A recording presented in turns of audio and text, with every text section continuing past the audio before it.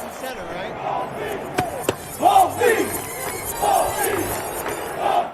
Welcome in, Yankees family. I'm your guy Gio. I'm joined every week with my co-host Tyler. How you doing today, bro?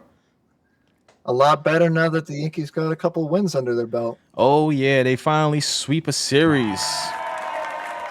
Um, you know, Yes. we'll get into the nitty gritty details, but of course, like every week, we are recording this as of July 24th. So obviously, some of this information will be old news to you, but it's new news to us. If this is your first time watching the show, do us a favor, leave a comment, a like, and don't forget to subscribe. Leave us your thoughts on the New York Yankees.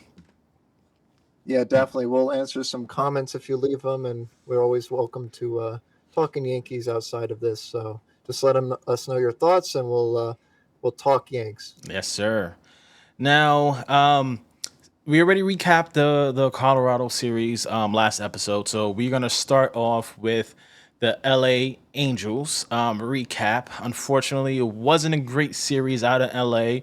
Before we get into the specifics of what happened during the series, what was your overall thoughts of the team and the chemistry and the atmosphere in LA? Well, that was an embarrassing series. It was just a bad series, and the team seemed to have a little bit of a disconnect. Everybody got upset when Rodon blew a kiss, which grow up. Like, I don't know why everybody gets upset about everything. But that kind of showed that this team isn't in the same headspace. Mm-hmm. And then I don't know if that really rallied them against the Royals. Because I mean the Royals are not good at all, but hey, they won some games, so I don't care. Yeah, I agree. It was a pitiful performance, to say the least. I know Sean Casey just came onto the scene. A lot of people already on Twitter was calling for his head. You have to give the guy a couple months. You have to let him finish the season. These guys who were working with what's his name? Why am I Dylan blank? Lawson, Dylan Lawson, thank you. Lawson. Yeah, they were working with Dylan Lawson for a year and a half. So, if they had bad habits, you're gonna have to give him, at least a month or two to try to break out of that mindset, those bad habits, and leave his footprint on these players. So, you know, give him time. I have faith in Casey just because I already see the guys gravitating towards him more than I ever seen them gravitate towards Dylan Lawson. Like they're walking up to him after they have a good at bat, talking, they're laughing, they're joking with him. I never saw that with Dylan Lawson, so he's building that rapport, and rapport is everything in these type of jobs. So give the man some time, and you know what? I have a weird feeling, just that the little butterflies, at the top of your tummy. I think he's gonna be positive for this team.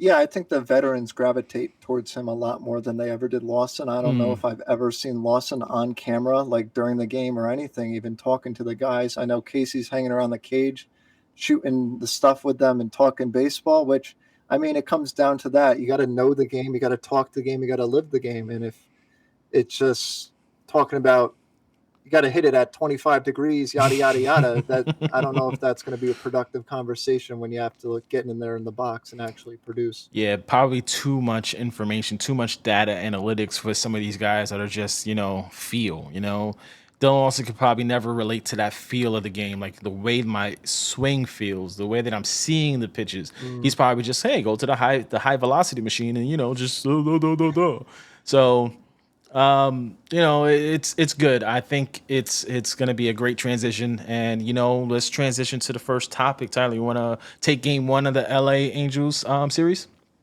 Yeah, so the Yankees lost this game 4-3. Mm, Luis Severino pitched 6 innings, 6 hits, 1 run, 3 strikeouts, 1 home run.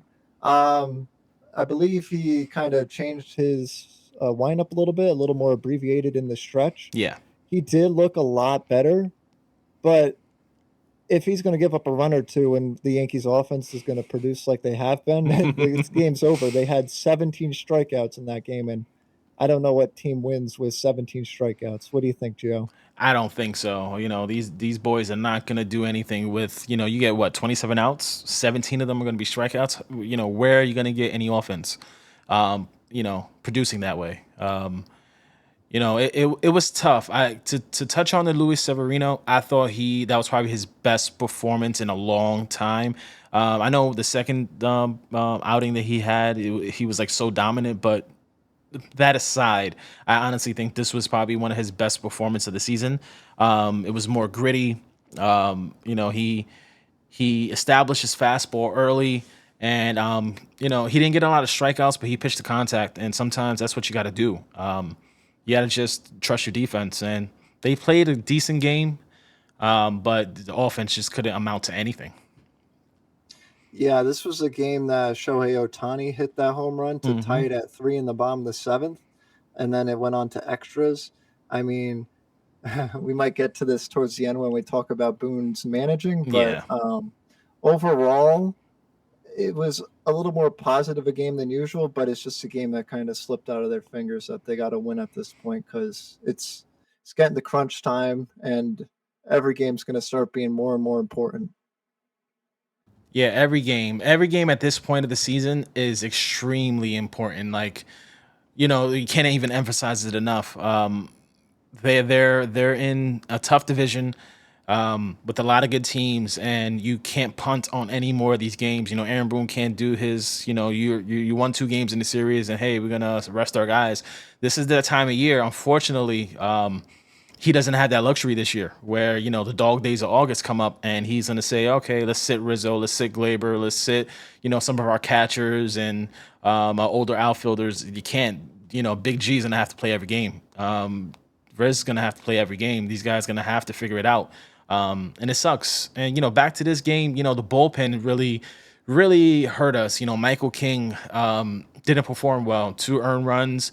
He didn't even get out of that 7th inning. Marinaccio had to clean it up for him. That's really the game. That our bullpen, as shaky as it's been lately, it's showing signs of resurgence this weekend. But we got to tighten that up. And I know Matt Blake is on it. I don't have no quarries with him. He will right the ship with these guys. But it is a question of concern of we might need to bolster that bullpen coming soon. It's getting hot. These guys are wearing out. Yeah, if you know me, Peraza is my favorite player, Mm, and this was his first game leading off playing third base. yeah. This was the game with 4 walks and 1 hit, Mm, so he was on base 5 times. yep. And Stanton was 0 for 5, Rizzo was 0 for 5, Bader was 1 for 5, Volpe was 1 for 5. So, you know, out of all of these guys, Peraza got on base probably, I think he was half of the guys on base the whole game, which is crazy. Glaber had 2 hits, Yep. which Glaber's been the best hitter Yes, he like has. consistently. And I've been calling for him to get traded, which we'll talk about that later. Hmm. But I don't know how you can do that. But my only issue is just the way this roster is constructed with the logjam. Now, we're going to be a little bit pessimistic for these first 3 games, but Hmm. this might be the first time on the show that I do have some optimism when we talk about this Royals series. So stay tuned, folks. Ooh. Optimism. Tyler's gonna be Optimism. optimistic. Holy shit. Yeah. Yeah, right. You gotta Holy drop the cow. pew pew pew pew. We'll save it. Let's jump to game 2. The German Sunday Domingo home run. 6 inning pitch, 4 hits, 5 earned runs, 3 walks, 9 strikeouts, and a home run. He has one of these once a month. This is just who he is. He can. It depends on his stuff. It depends on his feel. He can come out and throw a perfect game, no pun intended, or Hmm. he can go out there and throw a stinker like he did. He did this day. They lost 5-1. All the earned runs to Domingo. The Yankees offense was non-existent this game. 9 strikeouts for the team as a whole. And the crazy part, the only offense, you mentioned him earlier, Gleyber Torres, the only offense, the only extra base hit, home run, that was it for us. And it's staggering how bad this offense can be when things are not going right. Yeah, I mean, another guy with a 4+ ERA Hmm. and over 7 in 1 innings, 7 strikeouts. And the Yankees got 2 hits in the whole game, Yep. which is embarrassing. And it's funny. The day before they didn't walk Ohtani, Mm-hmm. and he hit the home run, and this time Ohtani didn't hit the home run, and Mickey Moniak did. Which, if I'm a team looking to buy right now, and if the Angels are selling, Mickey Moniak might be a little sneaky pick right now. He's batting 331 with 11 home runs and like a 900 something OPS. He's a little sneaky player here. He can be. I just don't think the Angels are in the position right now to sell. I think they're buyers. I really think they're buyers this come deadline, which is approaching in a week. I don't see them selling. They have Shohei. They want to win with him. They're probably not going to trade him. The owner already came out and said, "I don't want to be the owner that trades the best player in the world." Makes sense. Yeah, yeah. And you might be able to entice him with a playoff run. Like, you never know if Trout can get back in time and get enough at bats. Them two together. Moniak is hitting. You got a couple guys in this lineup that can get hot at the right time, and they can be sneaky. They can be sneaky come October. They do have a decent outfield, Mm-hmm. Moniak, if Ward can figure it out. And I know Renfro's had a down year, but he's over the last few years he's been pretty consistent. Yeah, he's a consistent bat. The injury bug. Anthony Rendon has played probably like 3 games this year on his huge What the contract. dog doing? They got Andrew Velazquez playing second base, who he's nothing on offense, but I think He's a good he defensive did player. have Luis Rengifo. I think he had 2 home runs yesterday, so maybe he's getting hot. But Yeah. the Angels, I think their pitching looks all right actually for once, but they just they're getting the injury bug on the offense, so maybe they can pull a couple good trades. But yeah, I don't think they'll trade Ohtani because they were talking about it the other day. The owner would have to pay all sorts of money to whomever for the advertising rights. Yep. Because I know they're making tons of money from Japan, Mm-hmm. just because everybody in Japan's watching those games, so the billboards are bringing in tons of money. Oh yeah. And I'm sure just having Ohtani, he's paying for himself. So yeah, I don't know if I'd want to be the guy to trade Ohtani. Mm-mm. And if they're right around the Yankees right now in the standings. Yeah. I don't know what their schedule looks like the rest of the year, but if they figure it out for a month and two and sneak into the playoffs, win a couple games, Mm-hmm. they maybe they can convince Ohtani to stay.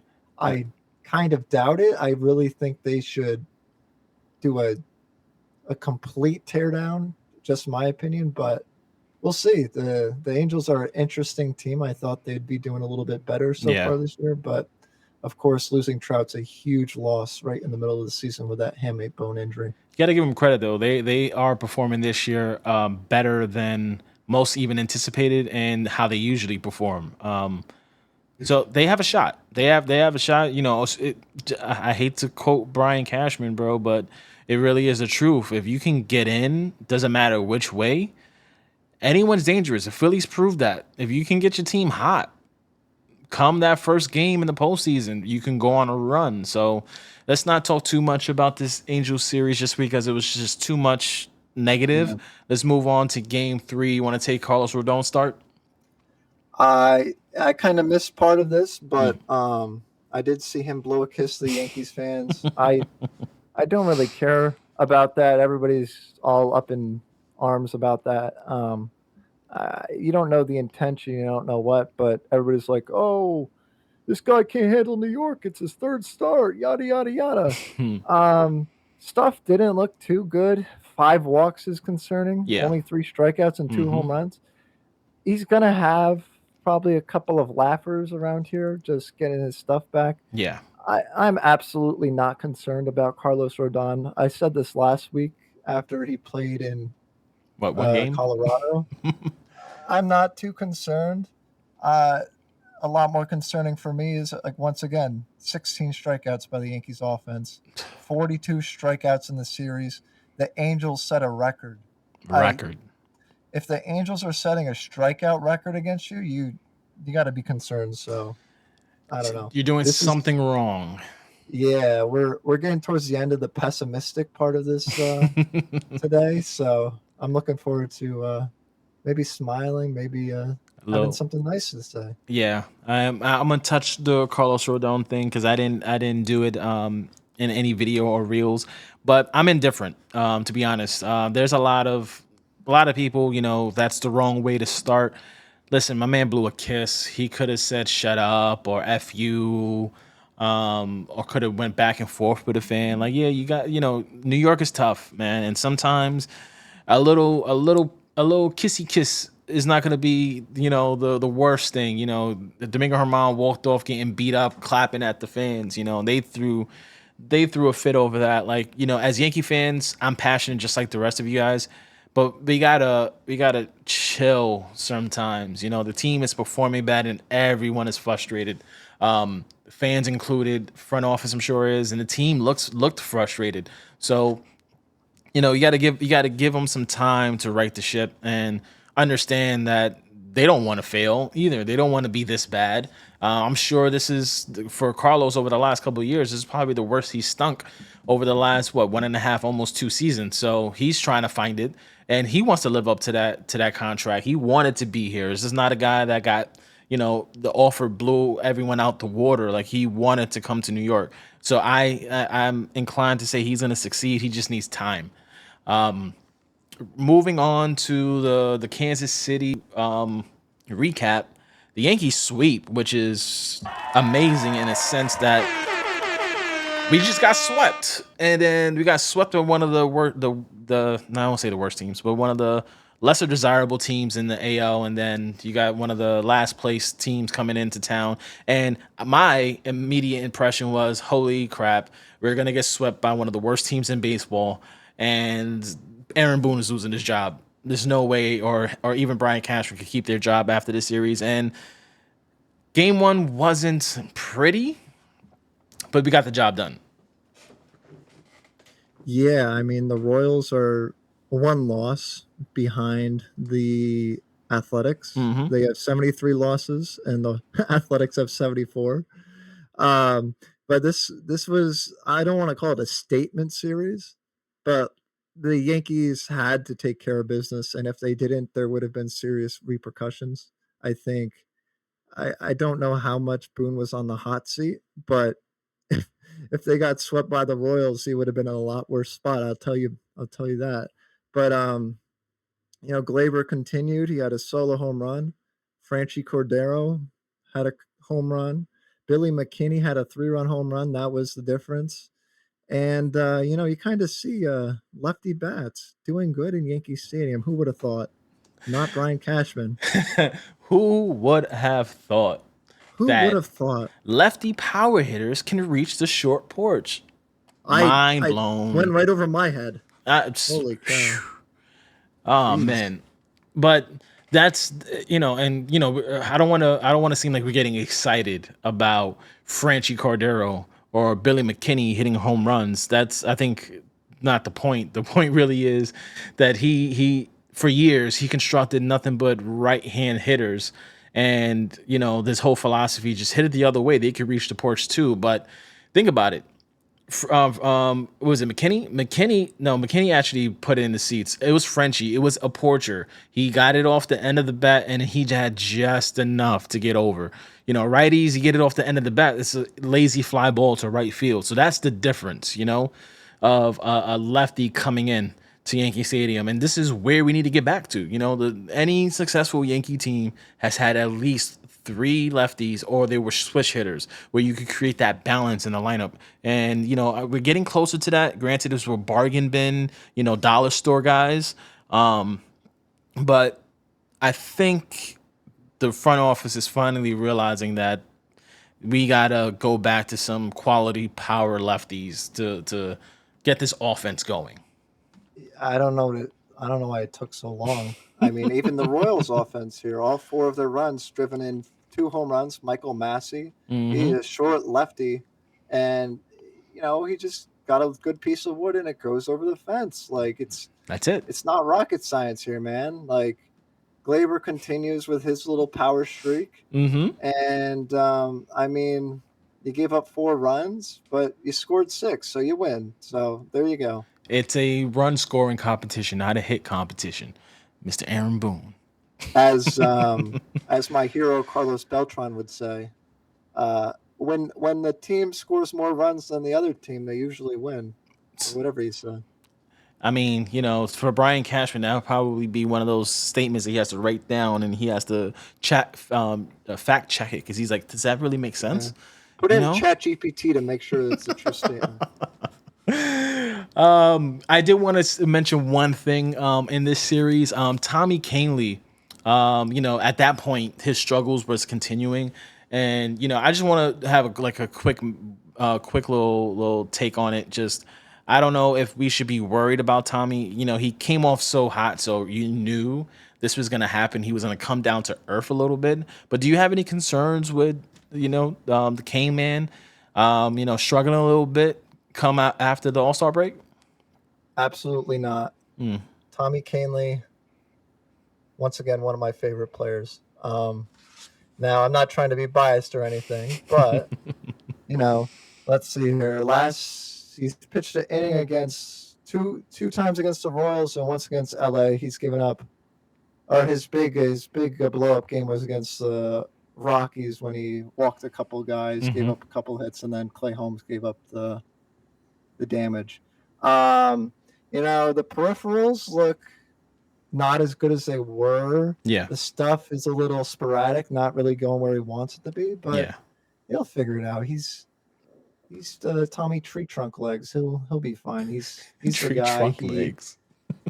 I remember back to him and Tanaka in like 2017 was dominating the Guardians, and Tommy will be fine. I'm not too worried. It's some other guys, Ron Marinaccio, who worry me. But let's move on to game 2. Cole day. Garrett Cole wins 5-2, 6.1 innings pitched, I believe.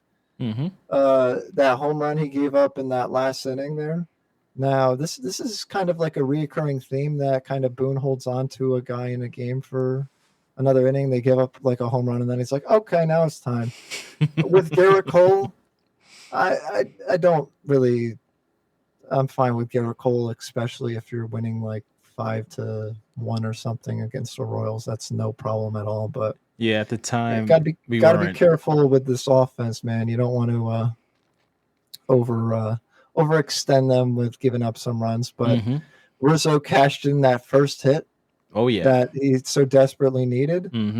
Stanton had a home run. Yep. LeMahieu had a home run on that outside fastball. Yeah, that was a shot. It's very nice to see Rizzo, Stanton, and LeMahieu pulling through because if they're not going to, then this team isn't going anywhere. Especially with Judge out. Those were the three you were looking at. As soon as he went down, everyone just looked, okay, now it's time for Riz and Big G and DJ to do what they do, put together great at-bats, display the power. DJ, you more concerned of him going line to line and, getting on base and moving runners and getting RBI opportunities. Big G and Rizzo, you wanted them to reach the seats and go big. And maybe the pressure of Aaron Judge being gone and knowing that they're now the guy or guys got to them a little bit, pressed them a little bit. And they had decent nights, like especially Stanton. Stanton had a 3 RBI night. DJ, with the solo home run. My question to you, do you think they're finally getting hot? Stanton is streaky. He's hit home runs now in what? 10 out of the last 12 games, I think the number is, and I'll fact check that. DJ had a shot. A bat's looking better. What do you think? Let me just check real quick how DJ did yesterday because I know he did good that day. But I wanted to also talk to you about the leadoff situation and the one other thing. But anyways, Stan had another 2 hits yesterday. Good to see. LeMahieu 1 for 3. LeMahieu, I really, really liked him taking that pitch the other way. It was a good at bat. I think it was a 2-strike count. Yep. Looked good. I think LeMahieu's in a good spot. Stanton's looking good, but I don't know if it's gonna last. Like he's up and down, up and down. I hope he stays up for a while. But what I wanted to ask you was, Yeah. the last week, looking at the lineup, we've had McKinney lead off, Bowers lead off, Torres lead off, and Peraza lead off. Hmm. Like 4 or 5 different guys leading off, and with the rest of the lineup moving all over the place, how can they find any consistency? I agree. I sometimes I'd like to give Boone the benefit of the doubt, which makes me look dumb, but I do think they are searching for a leadoff guy. Torres has been hot and he's been productive off the leadoff spot. I honestly would keep him there, especially when Judge comes back. You can think about that lineup of Glaber 1, Judge 2, Riz 3, Stanton 4, DJ 5. Then you get into the Baiters, the Rort Vets, the Perazas. After that you can figure that out. But I really want to see a consistent 1 through 5, especially come August. I know the guys are all searching, and it looks we have signs of them coming out of it. But come August 1st, I really want to see 1 through 5 be the same. These guys need to be able to depend on one another, know who's up, know who's in front of them, know who's behind them, and say, okay, if I move the runner over, I know, Stanton or Riz, whoever's behind me that's there every day is gonna do the job. If I have to give up, an at bat to just shorten up and put the ball in play to put the pressure on the defense, then my guy behind me can go ahead and help out and take over. When you have the lineup switching over and over and over and over again, you don't know who's behind you every day, and you don't have that dependability. You don't have that trust that you build that, okay, Riz is behind me every day, Stanton's behind him every day. I'm gonna go ahead and do what I need to do for this at bat to put us in the best position to score runs. With the moving of the lineups, you can't do that. There's no rapport that can be built between guys that you can say, okay, we're gonna do this or do that to score runs and move along. I want to see Glaber up there, and if they don't want to move Glaber because he's one of the more productive hitters, and maybe he gets more RBI opportunities in the 4, 5, or 6 hole, put Peraza up there. I like what he can do when he's getting going. I know he's cold, and everyone is already saying, "See, he can't hit major league hitters, dude. This is his first 2 weeks in the majors for I don't know how long." Give him the same opportunity you gave Anthony Volpe. Play him every day. See what you got come the end of August, early September. If he's still this bad, okay, maybe he can't hit major league pitching. But I have a feeling that he's going to be way more productive than Anthony Volpe has been so far. And I like his speed. I like his contact skills. He's a doubles guy. You need that in the leadoff spot. When the lineup turns back around from that 9 hole, you got to run in first base. You can go first to third or first to home with a guy like Peraza. I don't know. That's my thoughts. Amen. Amen. I love Peraza. Just quick note here on Glaber since July 1st in 77 at bats. He's 25 hits. And of those, what is that, like 20 games? There's only 2 games where he doesn't have a hit, both against the Orioles at the beginning of the month. So he's been on a little streak. The power stroke's coming, 3 home runs in his last 4 or 5 games. And you know, I love Peraza. So let's keep him in the lineup. He can't be worse than Volpe. Nope. But before we move on, I would like to discuss the injury to Trevino Oh, yeah. I forgot and about that. the addition the addition of one Ben Rortvedt to this roster Oh, yeah. because uh, maybe they'll finally get some value out of that Gio and Gary trade. But I'm really hoping they give Ben Rortvedt a chance over the next couple of weeks. He can't be worse than Higgy. I Nope. think Higgy does have some power in there, but I cannot tell you the last time Higgy threw somebody out, like running the bases. Every single throw, he's under it and he's airmailing it. He threw I'm someone like, out what is he yesterday. doing? Did he? Yes, he did. I must have been seeing Barbie at that time. You watched Barbie? Yeah, man. Was it good? It was it was different. It was good, but I'm more excited to see Oppenheimer. I'm going to see that either today or tomorrow. I'll let you know how that one goes. Okay. Sorry, we But got off topic. I yeah, heard Barbie. I was just like, I gotta know if it was any good. the uh, the girlfriend wanted to see Barbie, so you know, Yep. got to treat her. Got to treat her. Oh yeah. All right, let's wrap up this Royals series. I don't know why I keep on mixing up the Royals and the Orioles. The words too close.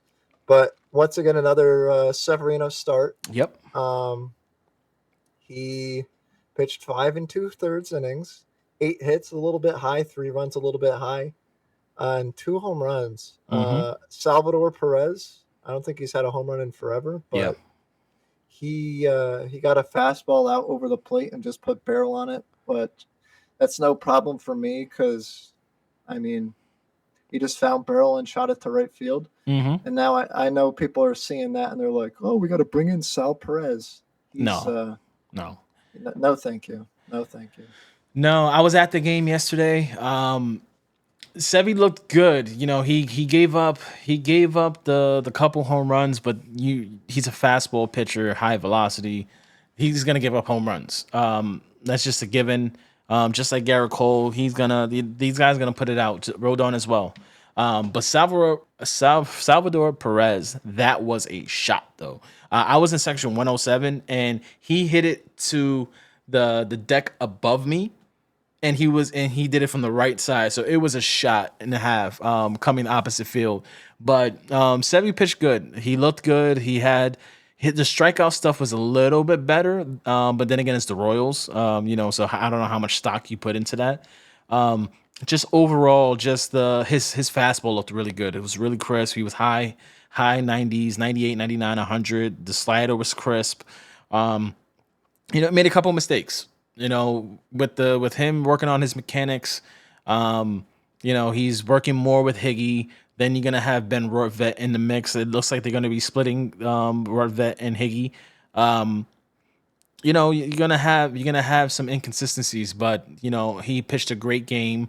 We had an amazing first inning. Leading off with the hit with Jake Bowers, Glaber immediately hitting that home run, putting us on the board. Rizzo got another hit. Stanton brought him in. It was a great first inning. It was finally some fight that you were waiting for the Yankees, because usually when the Yankees win in every game this series so far, it happened in the later innings. It like takes them like a good 2 or 3 innings to get going. I don't know why, but they immediately came out, and it was a good game. It should have been more of a laugher than it was. The bullpen kind of let the Royals get back into it, but a win is a win is a win. Yeah, I mean, the Yankees, if they score first, they're in a lot better spot. The biggest takeaway from this game, I think, is obvious. Anthony Rizzo, 4 hits. He raised his average like 20 points, 8 total bases, a home run, a double, couple of singles. He looked like a ball player out there. And I have to say something. He popped his first home run in 45 games, and I just want to play this. I just want to play this. Riz, welcome back, baby. Whew. I just had to play that. I just had to play that because Yeah, I my mean, guy my a guy was couple of back. games earlier, Twitter was Twitter, including me, were like, "How are we going to solve this issue?" Yeah. Um, Bowers. I mean, Bowers. We'll talk about Bowers' defense. He's a little sketchy out there, but he Bowers is really good against righties because he's a lefty. And let's see, he's got a 324 on base percentage and a 489 84 slugging against righties this year. So he's right around 800 OPS against righties and Mm-hmm. not so great against lefties. So I mean, a few of us were thinking about a Bowers and maybe Chaparro platoon at first base, or some other guy who rakes against lefties. But if Rizzo can figure it out, that would solve a lot of issues. Yeah, I wouldn't touch Shapiro with a stick in the field. He's a true DH. He's a Willie Calhoun type. Um, he's a liability out there. And let's be fair with Jake. He's a first baseman. Do you really expect Gold Glove caliber out of a first baseman in right field or left field? Same with IKF. Like these guys are doing the best that they can. It pisses me off some of the dumb mistakes they make. But Jake dropped the ball, hitting the wall. That type of stuff. You don't really practice that as a first baseman, jumping up, catching something, and hitting the wall. It popped out. It is what it is. What it sets me is Brian Cashman allowing this. Like, this is not like, we have four outfielders and all four of them on the injured list, and then we're going through our depth in AAA saying, okay, who can put on the outfield glove and just catch the damn ball for 10 to 15 days so we get healthy. He designed it this way, That's the frustrating part, that you literally talked about you need a left fielder in the offseason. You talked about getting younger, getting more athletic, having more contact, and then you pissed on our leg and told us it's raining and said, we're fine. Don't worry about it. We'll figure it. We're the Yankees. We're smarter than everybody. We could turn every infielder we have in the minor leagues to outfielders, and they're going to play like Aaron Judge. Come on, bro. Yeah, it doesn't work like that. My only wish is that you could take like Bowers, McKinney, Calhoun, and maybe even IKF and just like mesh them all and like consolidate them all into one player, because you have like three guys who are hitting. A couple of them are hitting just above league average, which is at this point is really good for this team. Yep. But they're gonna have to make some decisions coming up. They already set down Cordero and Cabrera Yeah. for Allen and Bowers. I What the do dog doing? I do like Greg Allen. I do like Greg Allen, but if only they could take like these like five guys and just like consolidate it into like Cody Bellinger, but they're not going to be able to trade any of these guys for anything because they didn't get them for anything. Yeah, trading you probably have the most value in IKF and maybe Jake Bowers. Billy McKinney, maybe. You can probably get a low A arm for McKinney, you probably get a low or high A arm for Jake Bowers, and then IKF is the interesting one. Just because, and the only reason why I say he's interesting because he can catch.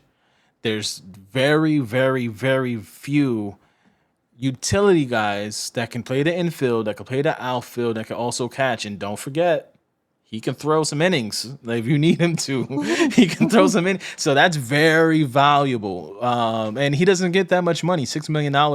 Well, at this point, it'll only be what, $3 million or 2 point something $million for the rest of the season. So he's valuable.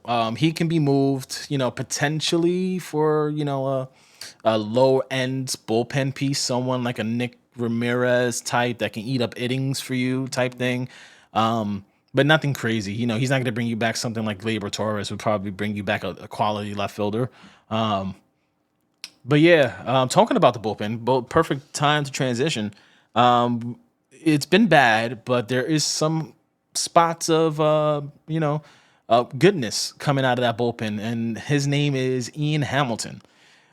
He's looking great this season. I didn't know who he was prior to the Yankees getting him. Wasn't expecting much, but he is earning trust in late innings. What's your thought on Ian Hamilton's young season? I know he's been hurt, but he's accumulating a good amount of games now to sit there and say, is this guy a good piece to possibly move come this deadline? Move, interesting. I mean, he's a beast. He's young. He's controllable. Um, if we're moving anybody, I really don't think Ron is the same Ron that we saw last year. So Unfortunately, no. does still have some value if you look at baseball trade values. I don't know how much the GMs think about that. Hamilton's been good. Yeah, I think Hamilton and Canley, and then we got Loiza coming back soon. I think the bullpen's gonna figure it out. Maybe, just maybe, they'll finally get their guy in Josh Hader. But he might be making some money, and I don't think if Cashman will want to bring that type of money on. But yeah, it's going to be an interesting couple of weeks. I don't think Cashman has ever gone through a trade deadline without picking up a reliever or two, so I think it'll be fine. But I do think they should trade some from that depth, but also get some different arms, kind of like address one thing and then do something else to address the bullpen, kind of a give and take. But Yeah. this roster is going to need some cleaning up to do. Mm-hmm. Um, now, I wouldn't really want to trade Billy McKinney at this point. He's a decent fourth outfielder. He can play all three positions fairly well, Mm-hmm. play a little bit of first base, and he can swing it a little from the left side. So I don't think it's worth your time to try to trade him. Um, I don't. We haven't seen as much IKF recently, which is surprising. Um, Yeah, I I wonder don't. if he's dealing with something. Knowing the Yankees, with the whole thing with Trevino, it wouldn't surprise me if he has a little hamstring problem or a little oblique something that he's trying to, Yeah, get I treatment don't get on. why they wait on that stuff. They're like, oh, we'll just sit him for a couple days. Hopefully, it fixes itself. And then they're like, oh, he broke his back and he's gonna be out for the next 5 years. Like, I don't know. It's dumb. But the reason why I brought up the Ian Hamilton potential trade is is honestly because the fact that the Yankees are in desperate need of outfield help. Like I almost want the Yankees to do a overhaul like the Braves did. I think it was 2019 where they went out and got like four outfielders. Like just go for it. Like in our bullpen, you have the Wandys, you have the Clays, you have the Marinaccios, Michael King. Loizaga is coming back, so maybe he can establish some type of value, but you're probably not going to move him till the offseason just because there's not enough time. And who else do you really got there that you can move for any type of quality bet? Ian Hamilton, on the other hand, has been pitching very well. He's come back and shown that he can recover after injury. He's controllable, and you might be able to, headline a deal with him and maybe another prospect like Everson Pereira or something like that, where you can get a Cody Bellinger, and then you can start another deal with a Gleyber Torres to then bring you another outfielder, or maybe a back of the end rotation piece, or maybe a more seasoned bullpen arm that can give you eight, not that those innings between 7, 8, and 9, and you can start to retool and rebuild around an area of strength. Pitching is not an issue with us.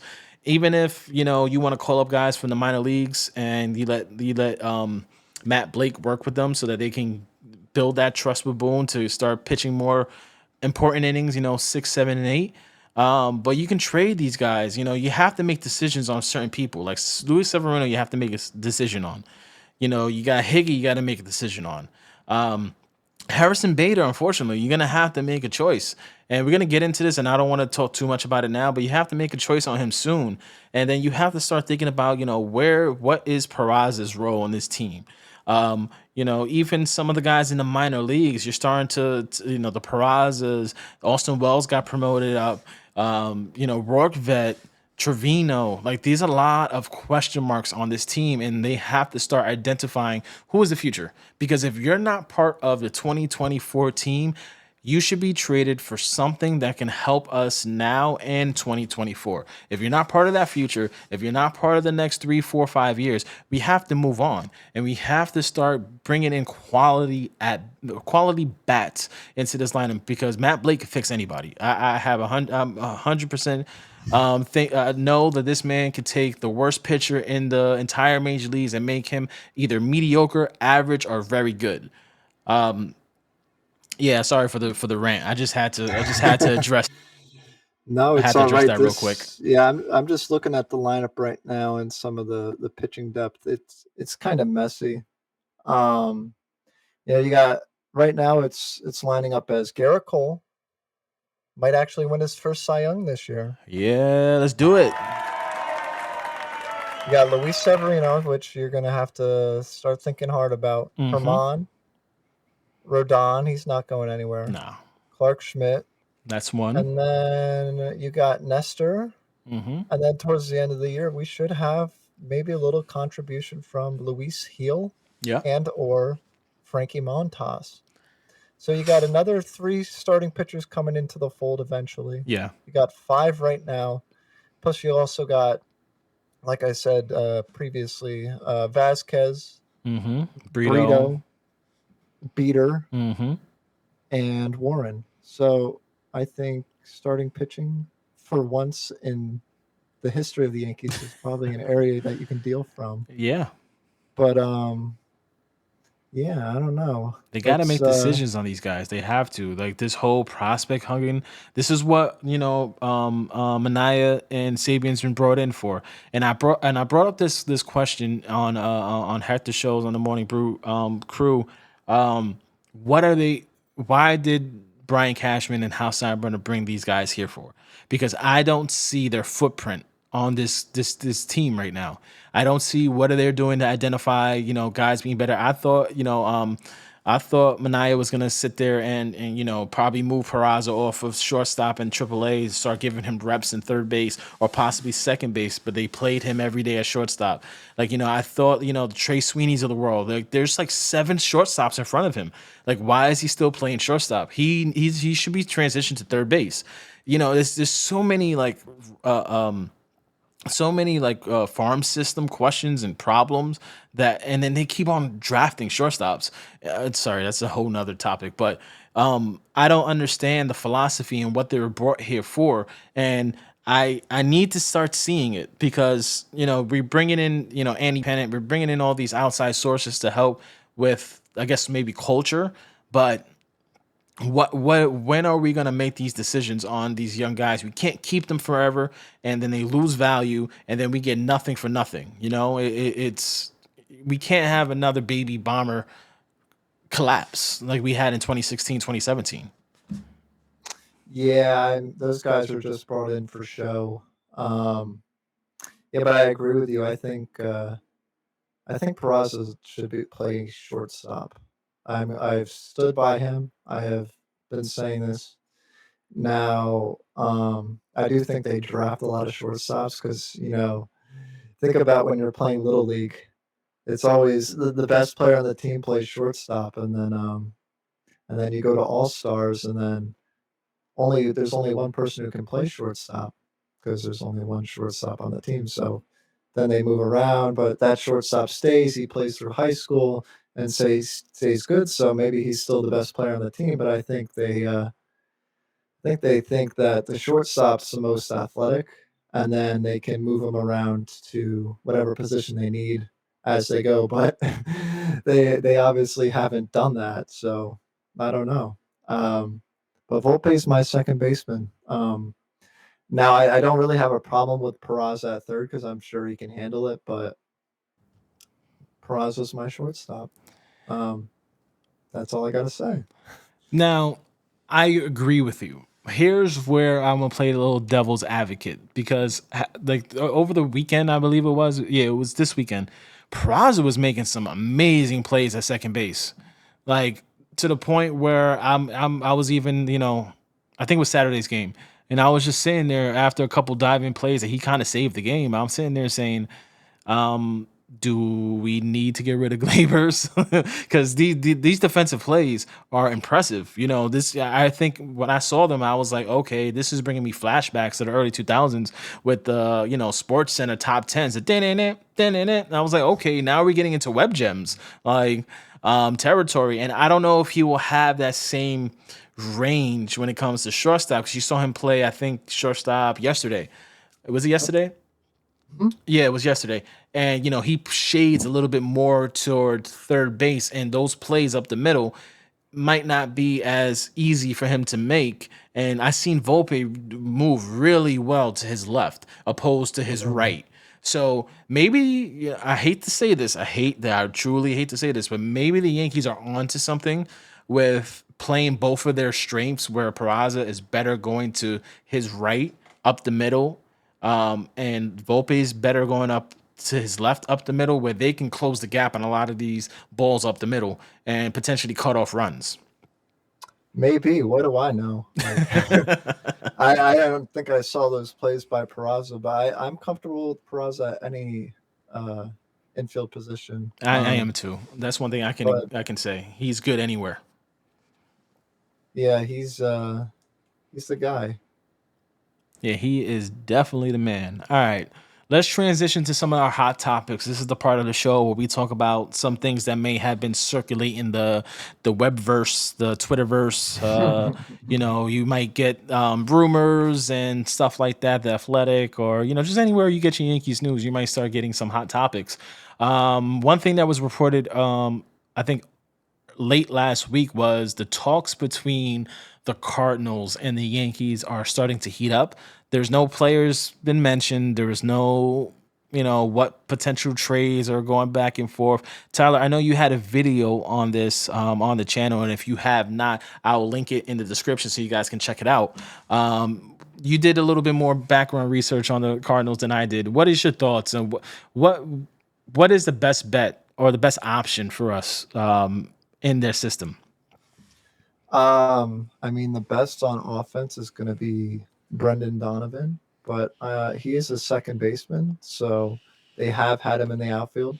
I am a little bit concerned about him playing the outfield, being an infielder, because the Yankees have tried that a few times already to kind of figure something out there. But the best on offense is definitely Brendan Donovan. Um, they said they're not trading Nootbaar, Goldschmidt, Arenado. They said yesterday that they're shopping Contreras.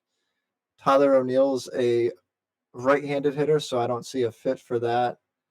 Jordan Walker's not going anywhere. Nolan Gorman playing second base. He doesn't really fit onto this team. And I know everybody's going to say Dylan Carlson. He's a much better right-handed hitter than a left-handed hitter. And I just don't think he moves the needle enough offensively.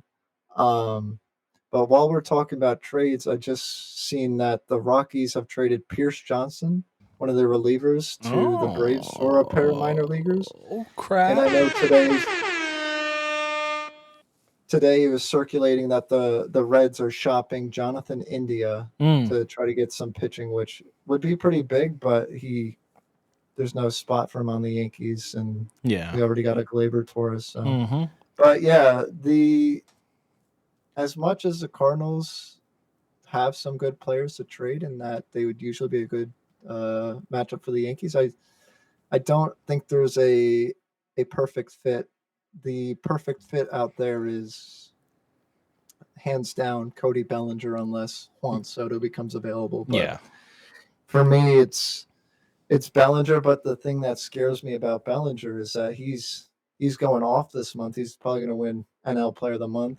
Yeah. He's keeping the Cubs relevant, and then watch the Yankees. The Yankees might actually pull it off. But then as soon as he comes to New York, he's going to go from being on a hot streak and he's going to regress to the mean just because that's just what's going to happen. He's going to, not even saying he's going to play worse or anything. It's just he can't stay so Hot. Yeah. hot the rest of the year. But I think he's going to, the only thing that scares me about him is he's going to make a ton of money after this year if he keeps up even like 85% of this pace. He's batting like 310 with Yeah. like 19 home runs. Yeah. I'm not worried about what he will command because he's gonna obviously opt out after this season and get more money. I'm not really worried about that. I want Cody Bellinger, and here's the thing, right? I agree with what you said, but then this is where I disagree. If Dylan Lawson was still our hitting coach, then I'm 100% with you. Yeah, he's gonna come here and he's gonna go straight to the gutter. He's gonna that launch angle's gonna come back. He's gonna strike out a bunch, and he's just gonna be awful as a Yankee. He's gonna be a Joey Gallo part two, maybe even an Andrew Benintendi ish type. Come hitting so well and I forgot where he came from, but then coming over to us and then non-existent. But with Sean Casey, Casey's style seems to be more in line of what most hitting coaches do, which is he strengths the strengths, and then he just identifies and works on some of their weaknesses. And if Cody right now is hot and he's doing something well, I don't see Sean Casey messing with that. If anything, Exactly. he's Yeah. gonna identify what he is doing well, and then kind of keep it in the back of Cody's mind, like, all right, remember, when you're hot, your hands are here. You feel and you see in the ball, and you're doing this. You go in the opposite field, you're doing this and that. I see him being more that type, and I think he can do well here. He's been there, he's done that, he's won a World Series, he's been on playoff teams. When he's with the Dodgers, they were there almost every year. So the pressure, I don't think will be a problem with Cody. I just think that if you get Cody Bellinger, you're gonna have to start identifying what you're doing with Harrison Bader. And that ties into the next hot topic I wanted to talk to you about. Harrison Bader had a slight injury scare. He was gone out the lineup for a couple of days. He has a bruised rib. He got hit by a pitch, but he's always hurt. But he is such an impactful player when he's on the field. In your opinion, would you consider two scenarios? One, a trade and then sign him in the offseason, similar to what we did with Chapman back in 2016, or you ride with him for the rest of the year and you try to re-sign him. Hmm. I'm gonna give you a third option. Okay. Um, I do like Bader. I really like the energy that he brings. I like his defense for sure.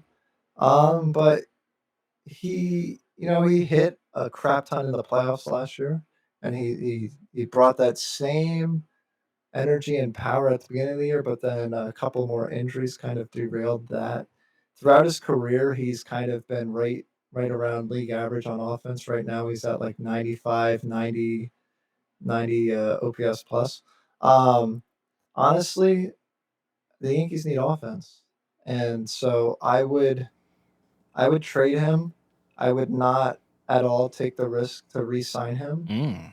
I would trade him, and I think you take his bat and you replace that with Cody Bellinger in center field, or even at this point, I'm going to name drop here, Everson Pereira. Yeah. Um, I think they could do a good job. But yeah, I love Bader. I like Bader. He's exciting guy. He's good for New York, but the Yankees need offense, and you're going to lose just a little bit with the glove if you bring in Bellinger, but Bellinger's OPS is like almost 1,000 this year, Yeah. and just switching up to you need to find spots for lefties. You need to find spots where the offense is not too great, Mm-hmm. and Bader's best thing to do would be to get on base and start stealing a bunch, but Yeah. that hasn't happened too much recently. I agree. And, to the point of potentially losing anything, I think with Harrison Bader, you're going from 100 to probably like a 99 with swapping those guys out. So I wouldn't be opposed to either scenario. The only thing that would scare me is if they want to talk, long term extensions. The Once you go past 3 years, for me, Harrison Bader does not make sense. You have so many outfielders. The Jason Dominguez, Spencer Jones, Everson Pereira. Like, you have a lot of cost effective outfielders, and you only have two spots.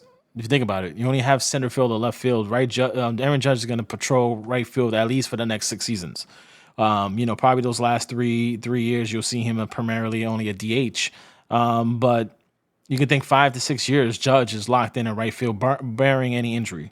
So if you lock up a Harrison Bader, or you decide to lock up a Cody Bellinger, you're really handcuffing yourself, and you're gonna have to move, you know, somebody around in the outfield. And then now we're playing this game that the Yankees always play, playing people out of position, where you're gonna put, Spencer Jones at first base, you're gonna put Dominguez, at first base or third base. Like, it's I think it's time to go to the youth movement and get whatever you can get for Bader. I get it. He's injury prone. He's not going to command a lot, but I hear a lot of content, and I want to get your take real quick. I know we're kind of like rambling, and we're going over, but I want to get That's your all take on right. this. A lot of content creators, a lot of people on Twitter are sitting here when the Yankees were in their downfall, in the Colorado LA series, you know, everyone's saying sell, but then you have these guys like, but what are you going to get for them? But what are you going to get for them? I don't care. It doesn't matter what you get for them.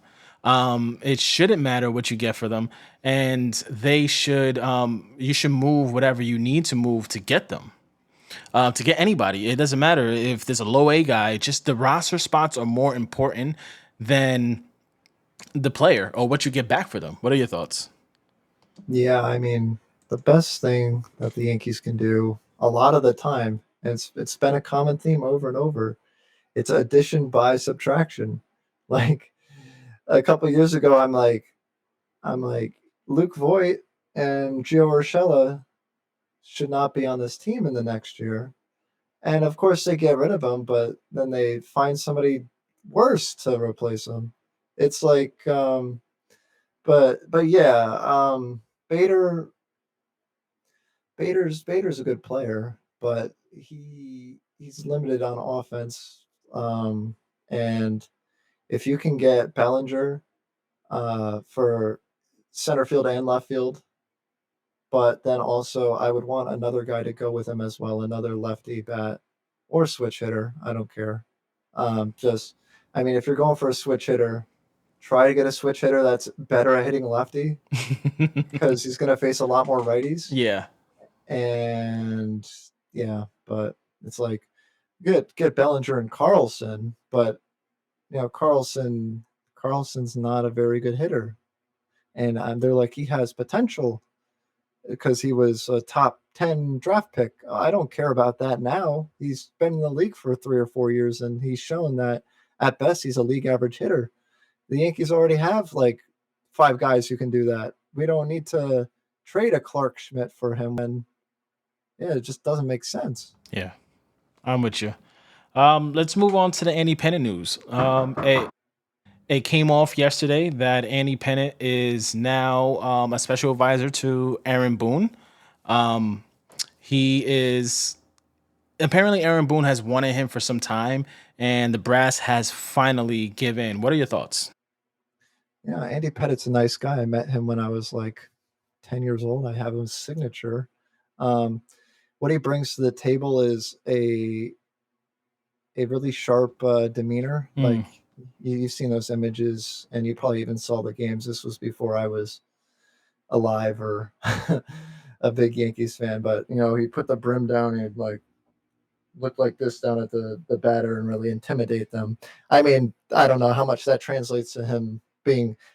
I don't know what an advisor role is, but I wouldn't mind him being around the team.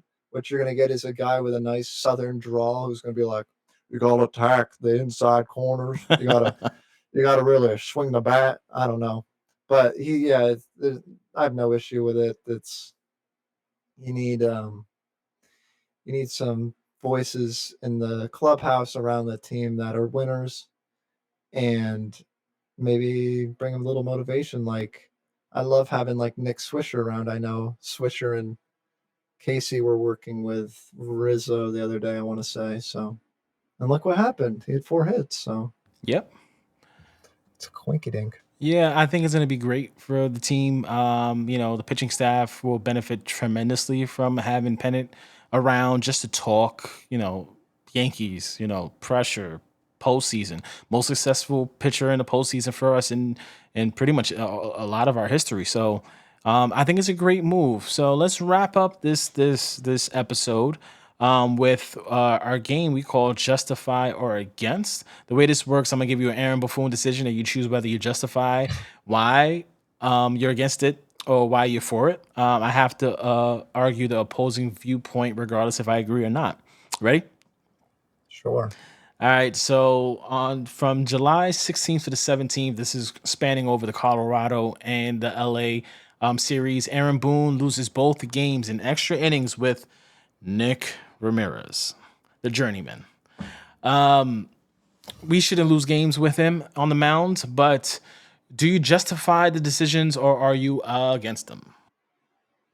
Yeah. So before these all these mishaps, Nick Ramirez had a fairly low ERA, but then in the last 4 games he's pitched, he's given up 3, 1, 2, 1 runs.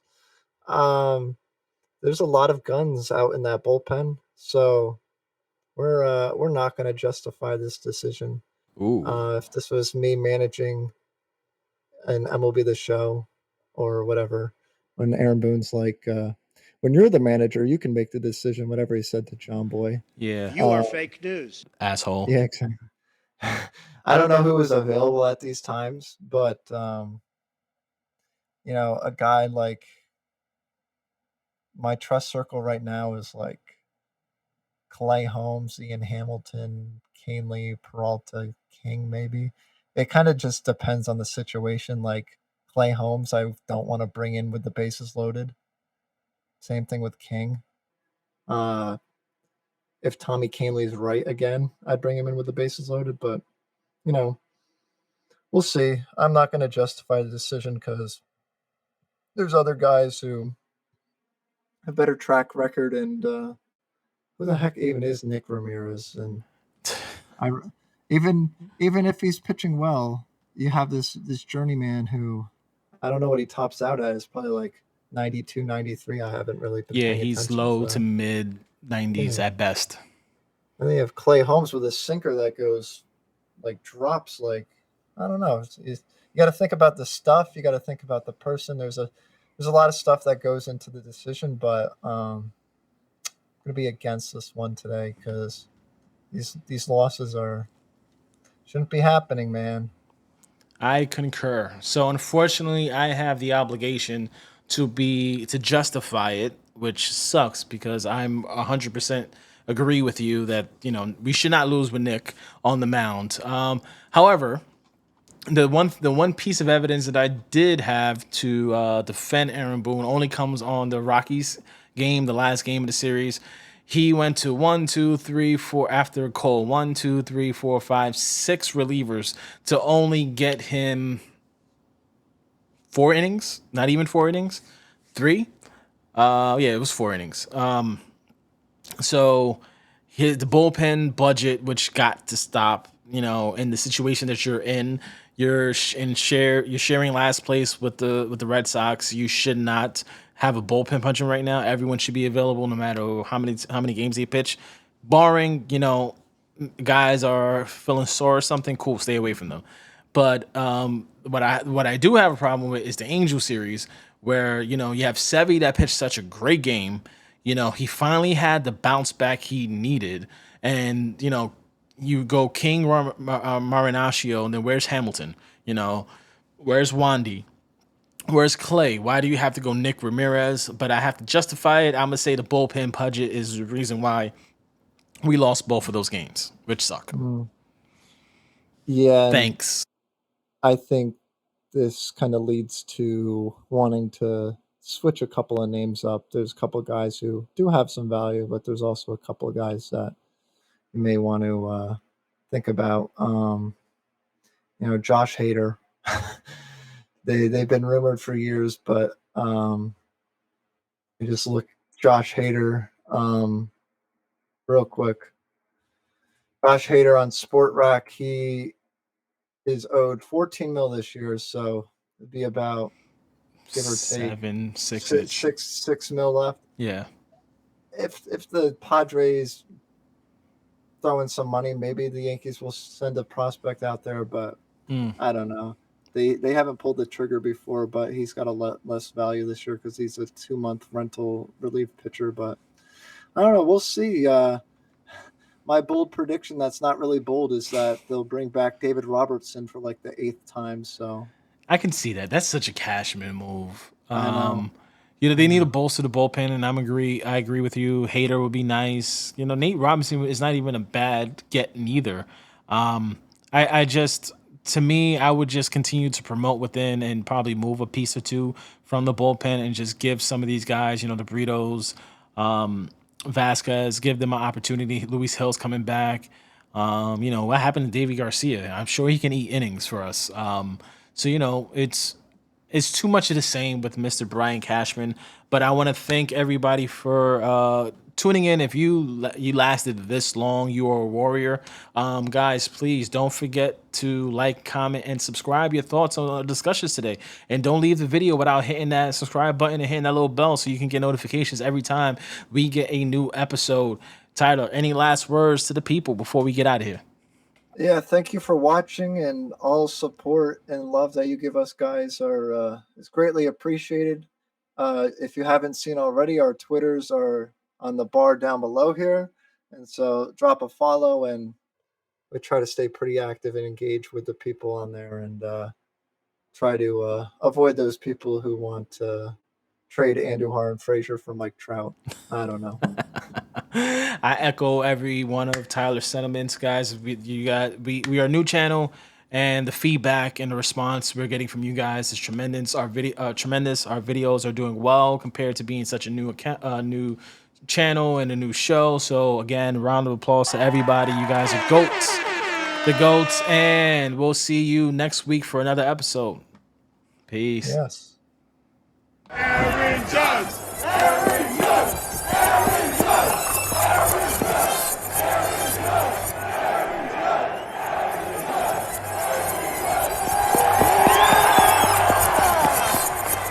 Only when he's in center, right?